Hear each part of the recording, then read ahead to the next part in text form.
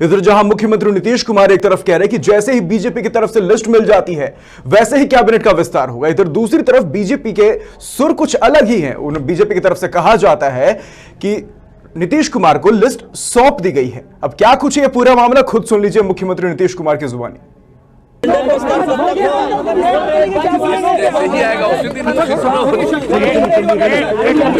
जब आ जाएगा हो जाएगा।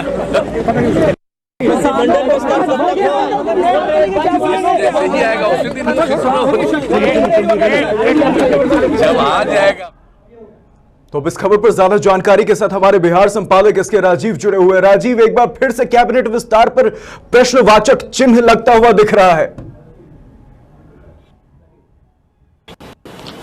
नहीं, देखिए राहुल, दरअसल में नीतीश कुमार आज पीएमसीएच भवन का शिलान्यास करने के लिए गए हुए थे, जहां पर कि 80 दिन हो चुके हैं लेकिन अभी तक बिहार कैबिनेट का विस्तार क्यों नहीं हो पाया है। तो इस पर सीधे तौर पर उनका जवाब था कि भाजपा की तरफ से अभी कि जिन लोगों को मंत्रिमंडल में शामिल करना है उनके नामों की सूची नहीं मिली है और जैसे ही सूची मिलेगी कैबिनेट का विस्तार जो है वो हो जाएगा। लेकिन देखिए राहुल, जो सबसे महत्वपूर्ण बात है कि इसमें कुछ पेचीदगियां फंसी हुई हैं और जब तक ये पेचीदगियां नहीं सुलझेंगी तब तक बिहार में कैबिनेट का विस्तार नहीं हो पाएगा। देखिए, अब जदयू की तरफ से जो है वह यह मांग की गई है भाजपा से कि सेंट्रल कैबिनेट में, चूंकि 16 सीट अभी जदयू के पास है बिहार में लोकसभा में, तो उसमें से 2 लोगों को कम से कम जो है वो केंद्रीय कैबिनेट में जगह दी जानी चाहिए।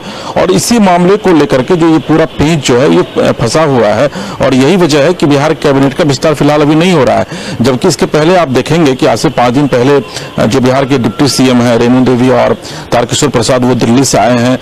लंबी मैराथन मीटिंग वहां पर हुई थी और नाम पर लगभग सहमति भी बन गई है कि बिहार बीजेपी से कौन कौन लोग कैबिनेट में जाएंगे। इसके अलावा 50-50 यानी कि 50% सीटों पर भी सहमति बन गई है कि चूंकि अभी कुल 14 मंत्री हैं बिहार सरकार में और इसके अलावा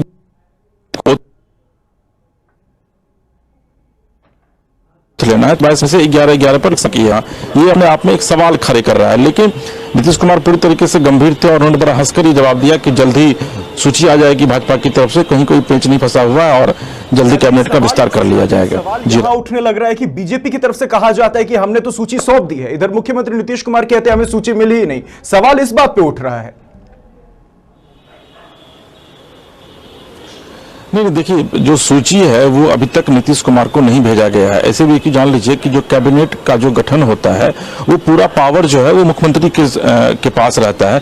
तो मुख्यमंत्री के पास जब तक सूची नहीं जाएगी, चूंकि बिहार में कॉलिशन गवर्नमेंट है, कोई एक पार्टी की सरकार है नहीं कि भाई आप उसके मुखिया बने और आपको किस किस व्यक्ति को कैबिनेट में लेना है उसको आप ले आए। तो कहीं ना कहीं से कॉलिशन गवर्नमेंट है और कॉलिशन धर्म को भी आपको पालन करना है। भाजपा सबसे बड़ी पार्टी है बिहार में, 74 सीट है। आपको ये भी याद कि नीतीश कुमार मुख्यमंत्री नहीं बनना चाहते थे, लेकिन चूंकि उन्होंने कमिटमेंट किया था और भाजपा अपने कमिटमेंट के लिहाजा उन्होंने कम सीट होने के बावजूद नीतीश कुमार को बिहार में मुख्यमंत्री बनाया। तो इतना आसान नहीं है बिहार की राजनीति में कि नीतीश कुमार कोई भी निर्णय अकेले लेना चाहेंगे और वो हो जाएगा। ये पहले हुआ करता था। इसकी पिछली सरकार में अगर आप जाएंगे तो भाजपा के पास कम सीटें थी और नीतीश कुमार बहुत ऐसे निर्णय भी स्वयं भी ले लेते थे इसमें कि भाजपा की सहमति की उनको आवश्यकता नहीं पड़ती थी। लेकिन इस बार चूंकि बीजेपी लेड गवर्नमेंट है तो लिहाजा भाजपा का दबदबा बना हुआ है और सूचियां नहीं सौंपी जाएंगी। और जैसा कि तारकिशोर प्रसाद ने भी आज भी कहा है कि भाई भाजपा की तरफ से सूची नहीं